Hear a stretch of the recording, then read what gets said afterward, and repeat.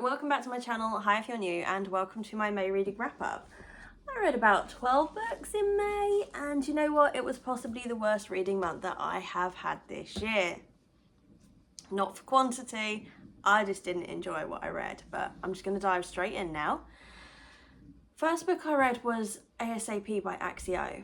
Now this was a 5-star anticipated. I loved one of the books that I read from this author, and then I quite enjoyed another one. So I read XOXO, which I really enjoyed. It was based around a K-pop band and a romance from one of the characters and someone outside the band. And then I read The Girl Who Fell Beneath the Sea, and I quite enjoyed that as a little fantasy book. So ASAP is a bit of a spin-off from XOXO. There's a character link in there. We join basically someone that is in the business but has feelings for someone in the K-pop band. But there's a lot going on, there's a lot of family drama, there's a lot more to the story, and unfortunately I think that's what lowered the rating for me. So I've given it 3 out of 5, which I'm gutted about. But it took me ages to read. It wasn't a book that I was gravitating towards, and that for me is sort of like, it's not really doing it for you, Soph. So yeah, it was okay. It was just okay. I just felt there was so much else going on in the characters' lives, and I just wanted more of the romance in this book, and it just wasn't there. So it was okay. It was an okay read. 3 out of 5 is not bad. Then I read Crossed by Emily McIntyre. Now this was book 5 in the Never After series, so I'm now up to date on the series. And this was my most anticipated. So in this series, all the books are sort of reimaginings of Disney films. So we've had Peter Pan, The Lion King. Oh no, we've had The Wizard of Oz. Appreciate, not necessarily Disney. We've had Aladdin, and then this is based on The Hunchback of Notre Dame. And that's just a retelling or reimagining that I don't think we hear about very much. So this is quite anticipated for me. Unfortunately, it was probably the one that I enjoyed the least. This was a 3 out of 5. So here we join the priest, basically, who's after the Esmeralda equivalent, as in she's a lap dancer. I don't know. I think in the other books I was kind of rooting for the relationship, and I like the bad guy.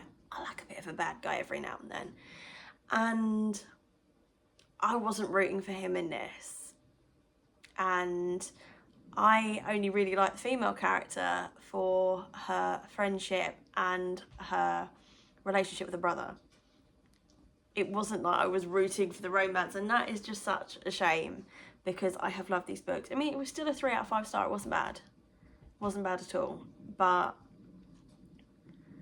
yeah, it just didn't do it for me.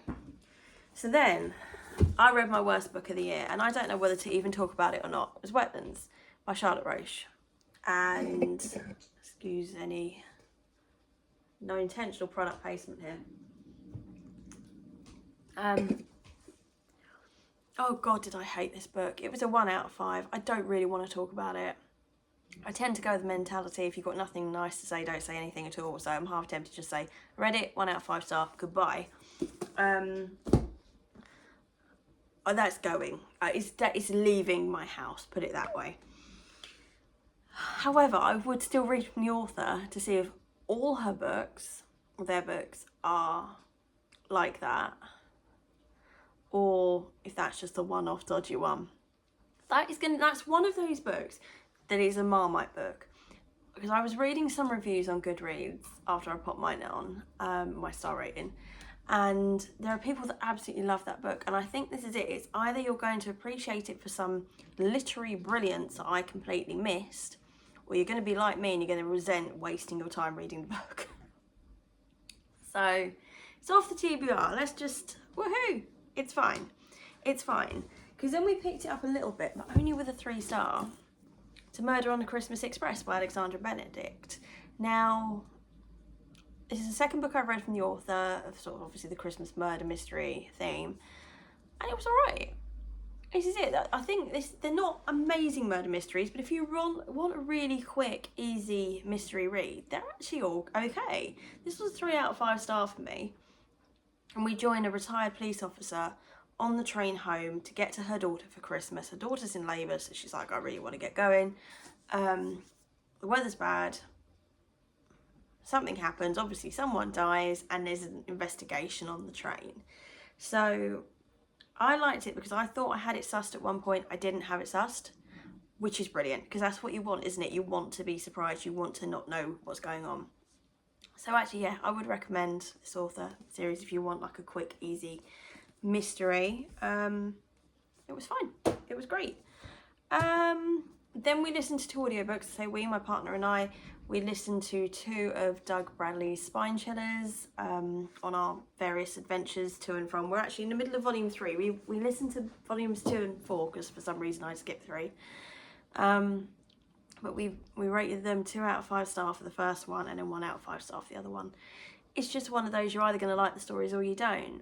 But in this series, in each episode, you'll have 4 or 5 sort of old school classic horror stories or long poems. We've had like Edgar Allan Poe's The Raven, there's H.P. Lovecraft, there's Charles Dickens, do you know what I mean? Proper old school horror classics.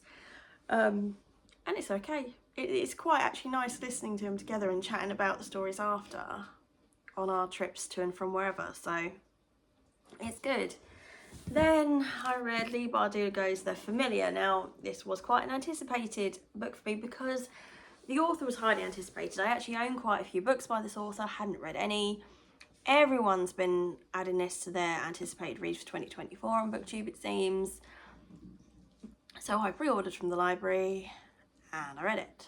And I gave it a 3 out of 5. It's probably more a 2.5.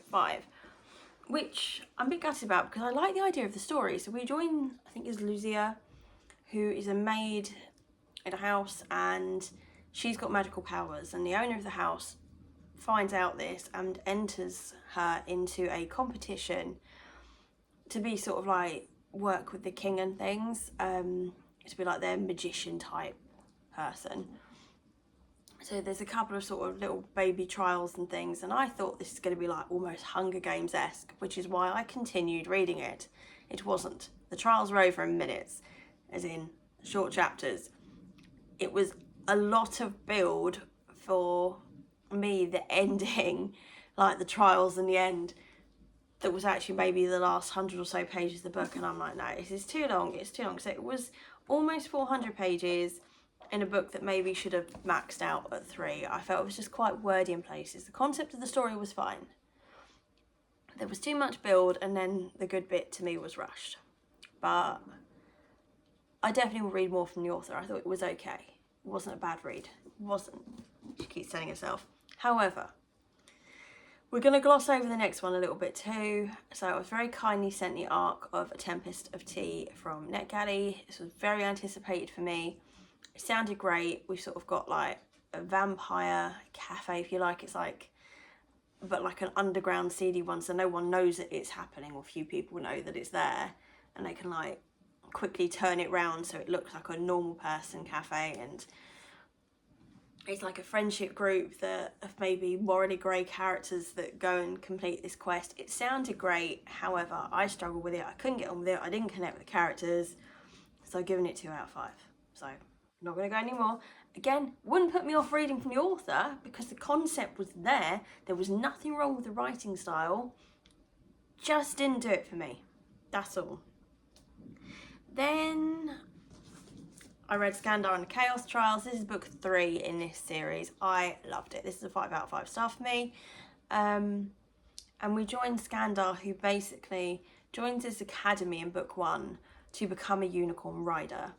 And in the books, basically it's about them growing as people.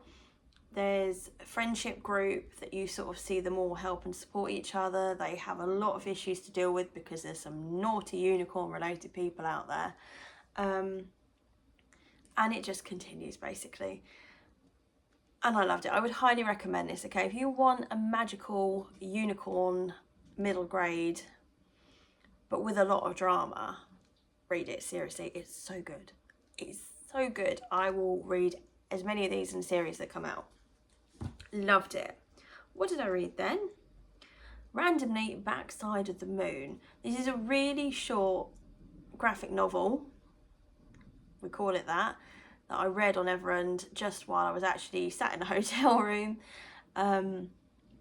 And it was just a series of little drawings. There were no words at all, but they were cute. They were cute. So I've given it 3 out of 5 because actually I quite enjoyed my time flicking through the drawings. So it was okay. It was okay. Then I finally finished Written in History. Wasn't this on my January TBR or something? I have been reading this for months. And it's basically letters that change the world.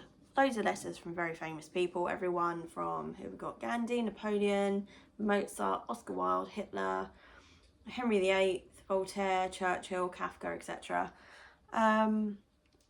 Different themes, different letters. And it wasn't a bad read. It just was I don't know. It's one of those books that I think you wouldn't sit down and read in one sitting. You would just pick it up and put it down. And that's what I've been doing since I started it. And then the other day I realised I only had about 30 odd pages to read. So I was like, just sit down and finish the book, so. And I did, and it was fine. So I've given it 3 out of 5 stars. One more book. And that was Welcome to Dead House by R.L. Stine. That is the first Goosebumps book. I believe it's the first. I googled it. That came up first. And I kind of fancy going through the Goosebumps books again. So I listened to that by audio while I was away, and then I finished it when I got home. And it was fine. It was okay. I mean, it's an old school Goosebumps book. You know, I loved them as kids. So it's just quite nice having that little bit of nostalgia back. But yeah, bit gutting on the whole reading front for May. It was just a lot of okay books. And I don't normally read books that are maybe 1 or 2 star. So yeah, that was a bit gutting. But anyway, if you like this video, give me a like. If you've read any of those books, and if you disagree with my ratings, please let me know. I'll see you in my next video. Bye.